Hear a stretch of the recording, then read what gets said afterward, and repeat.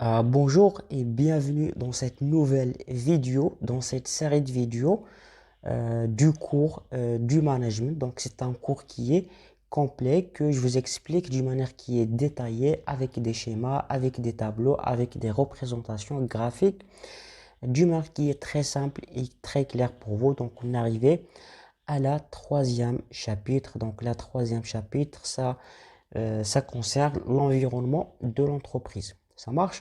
Donc, dans ce chapitre, c'est un chapitre où on va voir l'environnement de l'entreprise. Donc, qu'est-ce qu'on va voir exactement dans ce chapitre? Premièrement, on va voir c'est quoi un environnement. On va voir le micro-environnement et la macro-environnement. On va voir l'influence de l'entreprise. On va voir la position de l'entreprise. Par la suite, on va voir les différentes stratégies de l'entreprise par rapport à son environnement. D'accord? Donc, premièrement, on va commencer avec l'environnement. Donc, comme on a déjà défini, voilà, que l'entreprise, c'est un système qui est ouvert. D'accord? On a déjà vu les différentes définitions de l'entreprise. Mais en général, l'entreprise, on va dire que c'est un système qui est ouvert.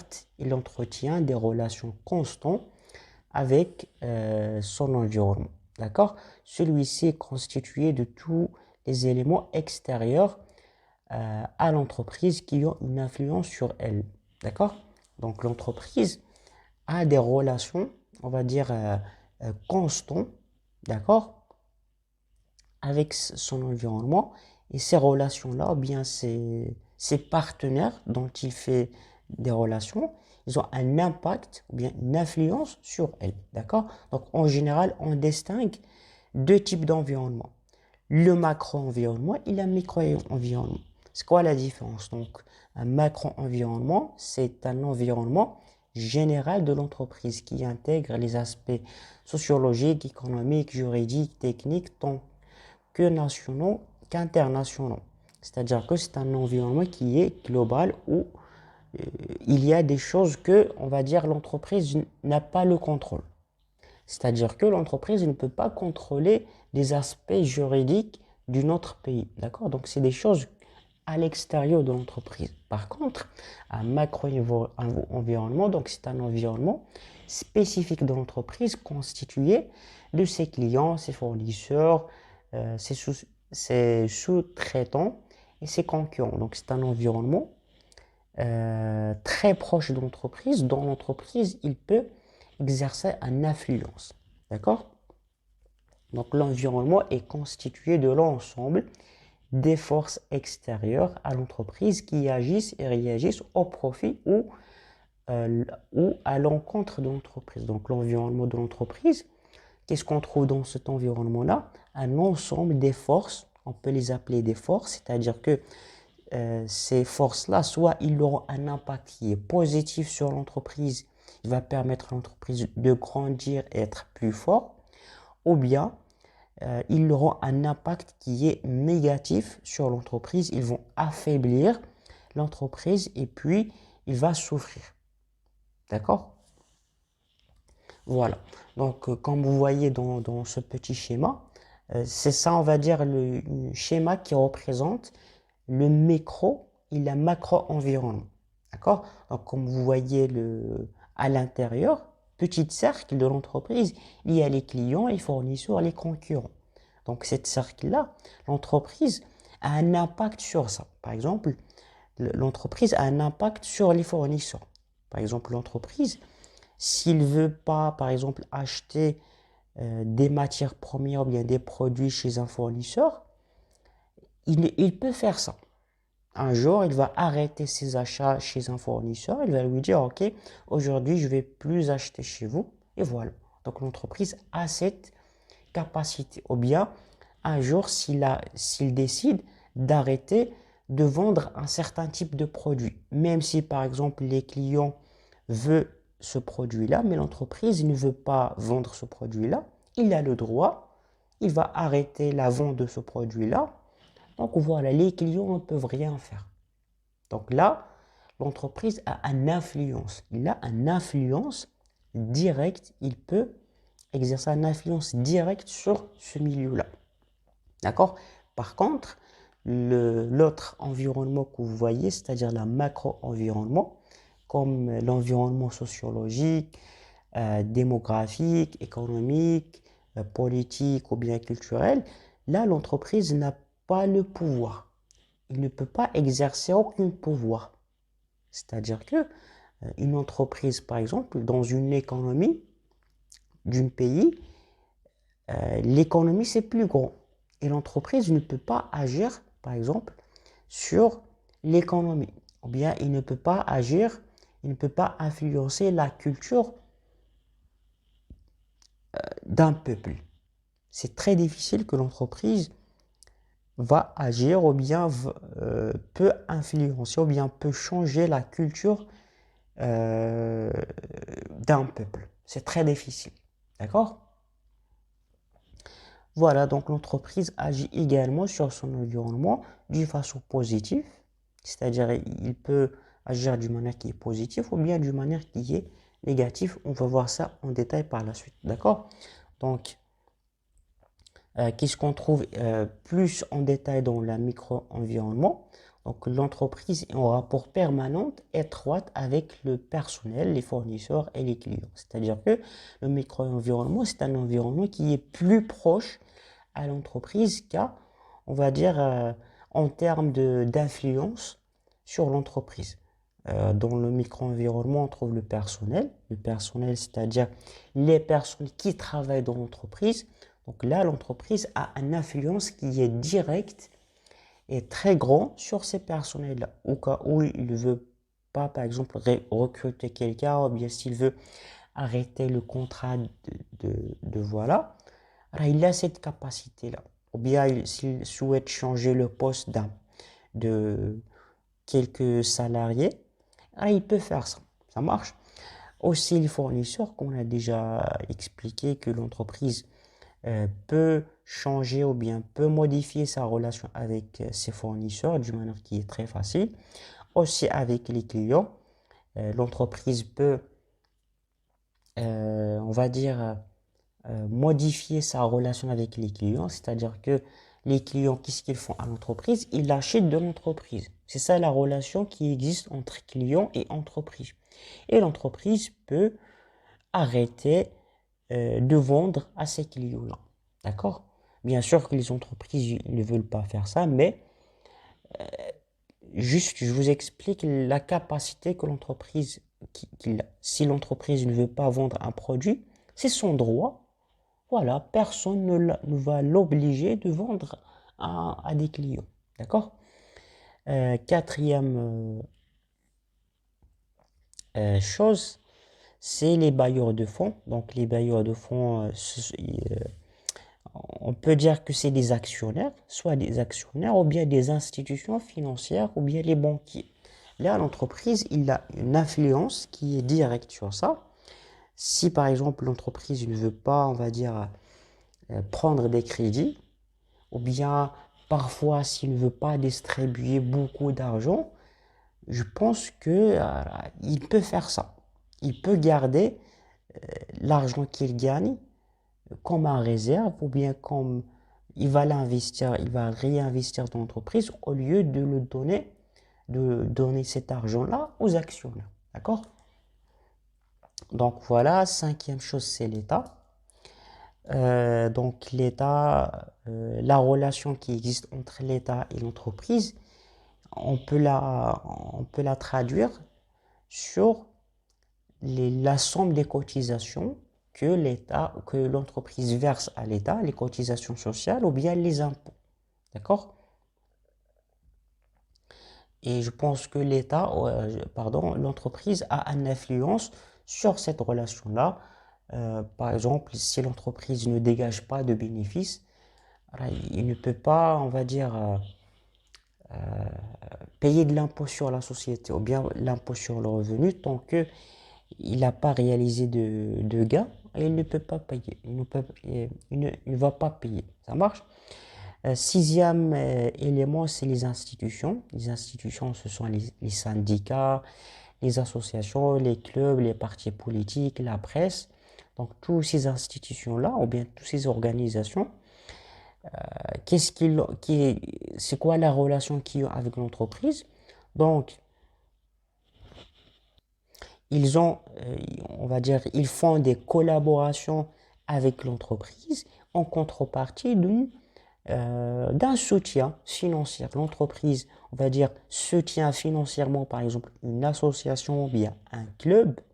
En contrepartie, le club ou bien l'association fait la promotion à cette entreprise ou bien ils vont s'engager sur des actions sociales. Et c'est la même chose presque avec la presse. Et voilà. D'accord? Et septième élément, c'est la concurrence. Donc, je pense que dans un marché libre ou bien dans un marché où il y a plusieurs entreprises, donc il y a la concurrence.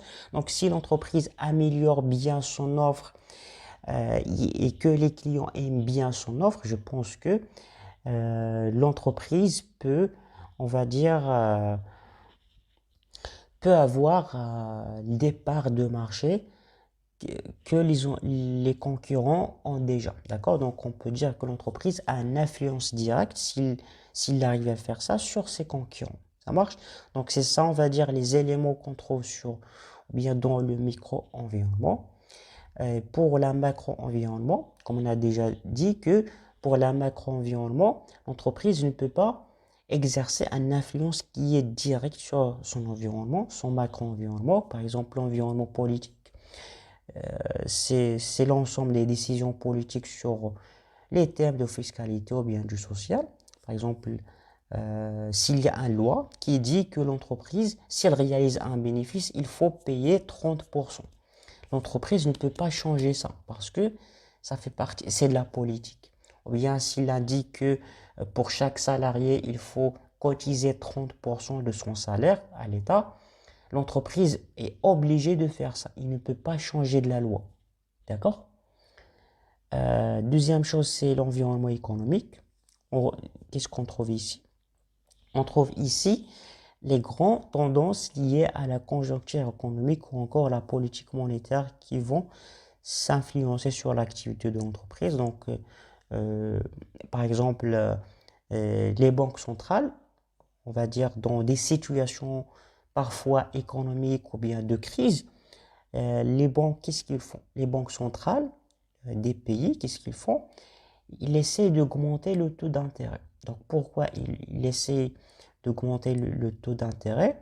Pour, on va dire, baisser l'inflation. Donc au cas où ce qui se passe actuellement, je pense dans le monde entier, il y a un taux d'inflation qui est très élevé, voilà, dans tous les pays. Et pour, on va dire, réduire le taux là, ou bien pour absorber le taux d'inflation, qu'est-ce que les banques centrales des pays, qu'est-ce qu'ils font? Ils essaient de baisser le taux d'intérêt. Donc, pourquoi baisser le taux d'intérêt? Pour que le coût d'un crédit devienne plus cher. Donc, si le coût d'un crédit devient plus cher, les banques auront plus de difficultés d'avoir des crédits parce qu'il est plus cher. Les consommateurs aussi, ils auront du mal à prendre des crédits parce que c'est plus cher. Et aussi, les investisseurs auront plus de difficultés à rembourser le taux élevé des crédits, donc ils ne vont pas beaucoup investir. Et s'ils ne font pas ça, c'est-à-dire qu'il n'y aura pas une croissance très grande sur l'économie, et ça va impacter d'une manière ou d'une autre l'entreprise. Et là, l'entreprise ne peut rien faire. D'accord? D'autres éléments, on trouve l'environnement socio-culturel. Là, il y a les facteurs démographiques, culturels, moraux, ou bien l'évolution de la mode de vie, ou bien le comportement du marché. Là, l'entreprise aussi, c'est un peu difficile d'exercer une influence sur le court terme, au moins. D'autres choses, il y a l'environnement technologique, l'environnement écologique et l'environnement légal. L'environnement écologique, par exemple, dans un pays où il y a des lois ou bien des règles sur concernant l'environnement, voilà,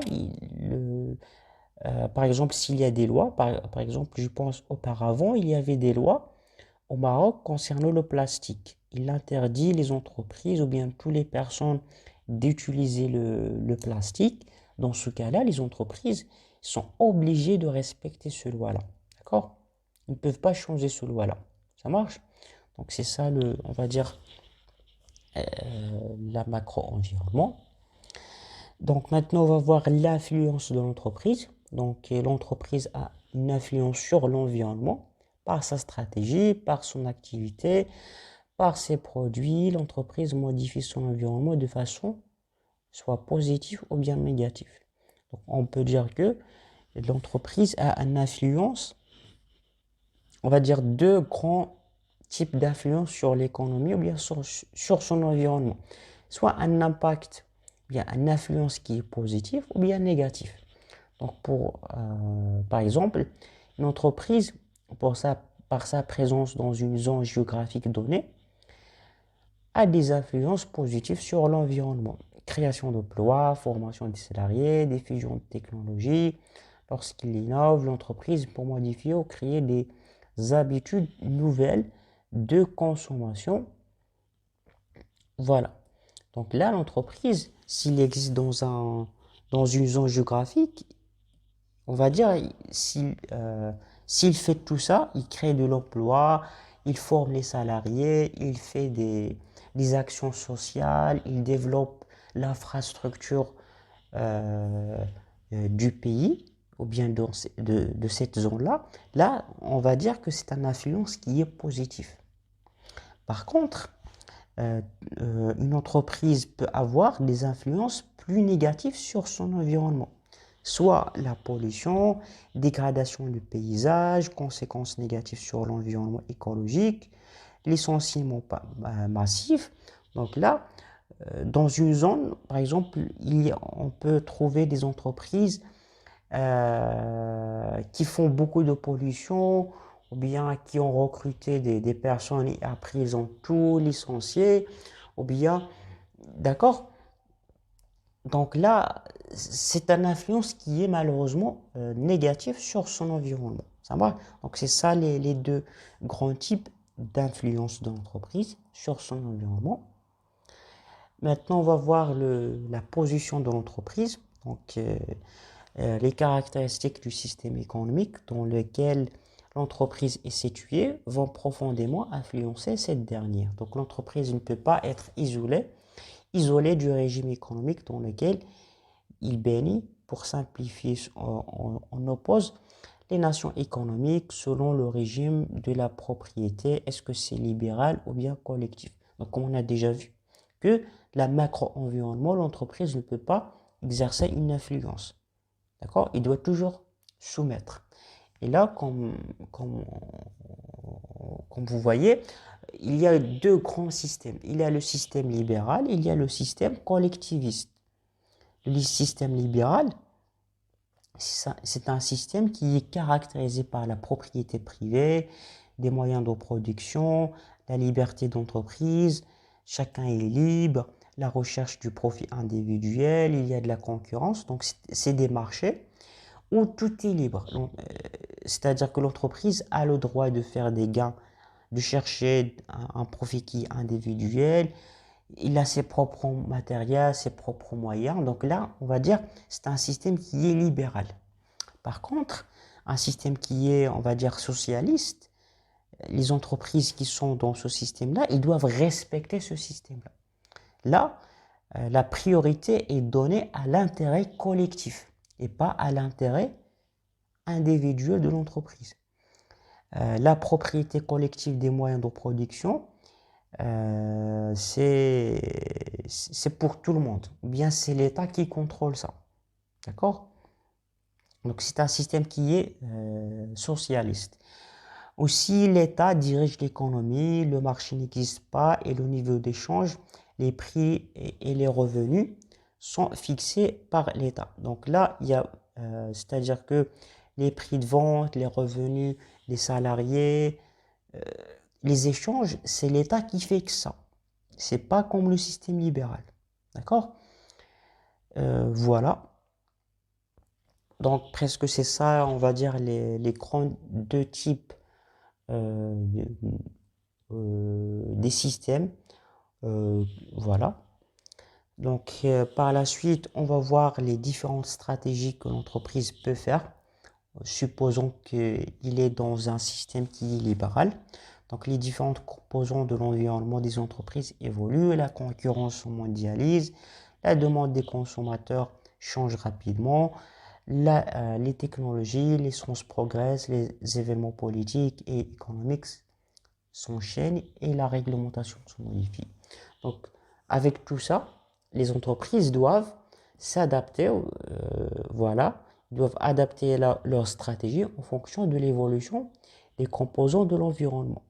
Donc, en général, face à tous ces changements de la concurrence, de la consommation, de la technologie et de l'évolution démographique et économique, l'entreprise, il y aura des changements. Et face à ces changements-là, l'entreprise a plusieurs, on va dire, réactions. Pour chaque réaction, on peut dire que c'est une stratégie. D'accord?